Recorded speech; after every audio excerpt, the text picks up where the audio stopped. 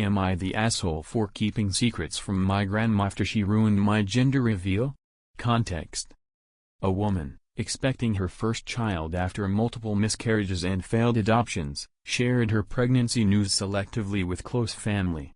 She expressed to her grandmother her wish to announce the baby's gender on her own terms, without a public reveal. Despite this, the grandmother disclosed the baby's gender to members of their small-town church, causing the woman to feel betrayed. When the woman confronted her father about the situation, he dismissed her feelings, suggesting she was overreacting due to the grandmother's excitement. In response, the woman decided to exclude her grandmother from future updates about the pregnancy. Reddit's verdict. The majority of Reddit users sided with the woman, labeling her not the asshole, anti-A. They emphasized that, given her history and the personal nature of the news, she had every right to control how and when information about her pregnancy was shared. Many also criticized the father's dismissal of her feelings, highlighting the importance of respecting boundaries, especially concerning sensitive topics. Am I the asshole for not attending my sister's wedding after she asked me to remove my engagement ring? Context. A man shared on Reddit that he chose to miss his sister's wedding after she asked him to remove his engagement ring to avoid stealing her spotlight. The man, who had endured an abusive relationship in his youth and now maintains limited contact with his family, recently got engaged to a supportive partner. At a pre-wedding family dinner, his mother saw the ring and expressed heartfelt congratulations, marking a moment of healing for him. However, the mood shifted when his sister privately requested he hide the ring at the wedding out of concern for attention being diverted from her. Feeling the request was unreasonable, especially since he hadn't made any public announcement, he declined and eventually opted not to attend the wedding. Reddit's verdict. The majority of Reddit users supported the man, labeling him not the asshole, NTA. They emphasized that it was unreasonable for his sister to ask him to hide his engagement ring, especially considering his recent engagement and the significance of the moment for him. Many users also pointed out that the sister's request seemed more about controlling attention rather than genuine concern. Some commenters suggested that the sister's behavior might indicate deeper issues, such as jealousy or insecurity. Am I the asshole for telling my husband he's too broke to be so sexist? Context. My husband comes from a traditional family where his mother stayed at home and his father was the sole provider. I come from the opposite background. My mother always told me never to be financially dependent on a man and drilled that into me from an early age. My husband has worked hard to unlearn the values he saw at home. He often pulls his weight at home, is an engaged and present father, and a genuine partner. The one thing that frustrates me is how much weight he puts on his family's opinions. I get that we all want our parents to be proud of us, but this is too much. My in-laws were staying with us for 2 weeks. Our usual routine is that I prep breakfast, we all eat lunch at work or school, and my husband makes dinner. We have a cleaner, but she was on holiday, so we were doing it ourselves. Everyone is responsible for their own space, and we all clean common areas. This system has always worked for us. My in-laws hate that I'm one of those modern women. They hate that I work, that I don't find my purpose solely in being a wife and mother, and that my husband pulls his weight at home. We spoke frankly early on, and I set my boundaries, telling them I won't be chastised about how I live my life in my own home. When I am a guest in their home, I accommodate their ways and play the daughter-in-law they wish I was, and they mostly respect this. Yesterday, I came home from work tired and starving. I usually get home around 6:15 to 6:30 p.m., and we eat at 7 p.m.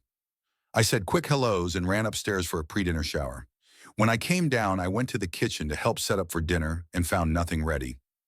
I asked my husband about it, but he wouldn't look at me, and his mother said he hadn't cooked anything. She told me I needed to do my duty as a wife and cook for my family. My coward of a husband still wouldn't look at me, so I walked away and ordered takeaway. I dished up for me and my kids, and we sat at the table to eat while my husband and his parents served themselves and joined us.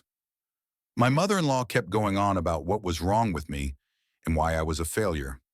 I asked my husband if he had anything to say, and he said his mother had a point. He told me it wouldn't hurt if I acted more like a proper woman and took better care of my home and children. He said tradition was tradition for a reason and implied it was insulting that I thought I was too good for how he was raised. This is where I might be the asshole. I told him that tradition won't allow a man on $35,000 to support a family of 5 and that he was too broke to be so sexist. I saw tears welling in his eyes as he excused himself from the table. I regretted saying it in front of our children, but after busting my ass to clean up his mess on top of dealing with his parents, it was too much for me. Reddit's verdict, NTA. Most commenters agreed I was exhausted, working hard, and unfairly criticized. They saw my husband and Emil's behavior as outdated and sexist and felt defending myself in that moment, even in front of the kids, was understandable. Some suggested I address my husband's tendency to defer to his parents privately to avoid similar conflicts in the future.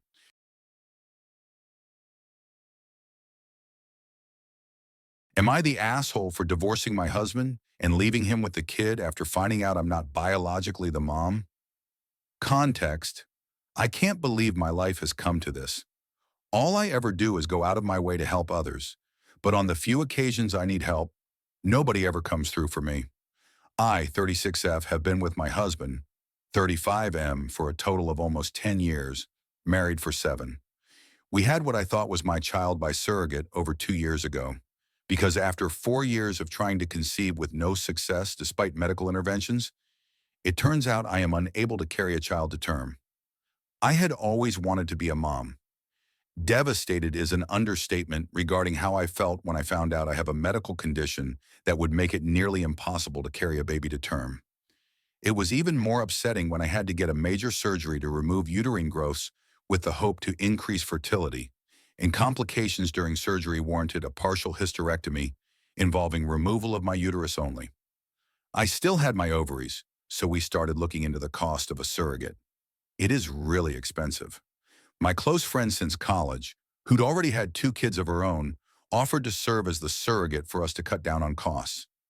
After 2 disappointing IVF sessions that did not result in pregnancy, she became pregnant on the 3rd try and carried a boy to term for us. I was so happy and busy after the birth, between being a mom and returning to work after a 4-week parental leave, so I didn't notice any warning signs. I should have noticed the red flags and warning signs early on, but did not because I was so exhausted from working so much at my stressful job and 2 part-time jobs to cover most of the bills and anticipated medical and legal costs associated with this friend becoming our surrogate. I was the primary breadwinner. My friend and my husband started talking more, and I would sometimes come home from my weekend job to find her already hanging out at our house when my husband was there. I chalked it up as innocuous and thought it was good for her to know my husband better, since she was in the process of hopefully carrying our child for us. I was grateful to have someone helping us have a child. I also thought it was weird that our son has brown eyes when both of us have blue. Then I found out that, while this is uncommon, it's possible sometimes due to many genes controlling eye color. Recently, it all came to a head when I took our son to a doctor's appointment, and they did a metabolic panel and blood tests, which showed that he had a blood type that is not biologically possible to have with me as his mother. He's B+, I'm A+, husband is O+. Immediately, I started worrying it was the fertility clinic's fault and that they'd messed up and implanted a wrong embryo. I started lining up lawyer consultations to possibly sue the clinic and looked into having a DNA parentage test done. The test results showed that I'm not the mother, but my husband still is the father. I was heartbroken and angrier than ever, talked to lawyers about medical malpractice in the fertility clinic we'd used. Then my husband confessed that he'd slept with my friend, our surrogate, on a few different occasions during our struggle to have her get pregnant with our embryos. This means what I thought was our son conceived by IVF and carried with a surrogate isn't my son at all, and was in fact conceived the old-fashioned way, which I can't ever do. Livid and absolutely broken at the same time doesn't even begin to describe how I feel. I have been breaking down into crying spells over and over again about this.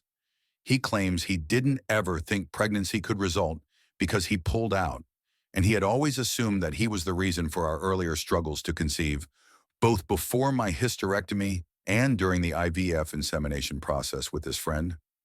I felt an immediate triple betrayal from what was supposed to be my husband, my friend, and now knowing my child isn't even really mine. I had such white-hot rage and delirium.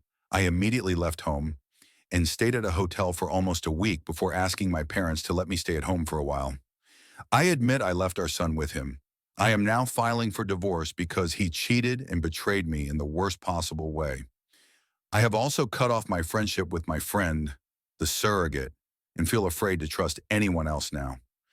I have seen a divorce lawyer to see about giving up my legal rights to this kid so I don't have to face such betrayal or owe child support. My husband and friend's surrogate admit they were wrong and keep apologizing, but also called me immature and heartless to just give up on my son like that. My parents also say I can't just give up on a kid that I went through so many legal and medical hoops to have. When I told them I refused to stay in a cheater marriage and I'd rather adopt someday with a better, more trustworthy partner, they also told me I was wrong and that maintaining my parental rights isn't much different than if I adopted outright. They said it's blood that makes a family. They are all about me divorcing my cheater husband, but keep telling me I'm making a mistake giving up my parental rights. Some of my other friends agree with what I'm doing. A few admitted they weren't big enough to swallow pride and care for an affair baby, or to see daily reminders of my friend surrogate's betrayal every time I look at her son. I just want a clean break and a fresh start.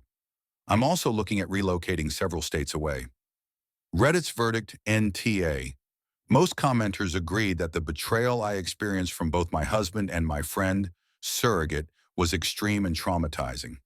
They understood my feelings of heartbreak, anger, and the need for a clean break from the situation. Many supported my decision to file for divorce and consider giving up parental rights, acknowledging that being a legal parent to a child conceived through an affair I did not consent to is emotionally devastating.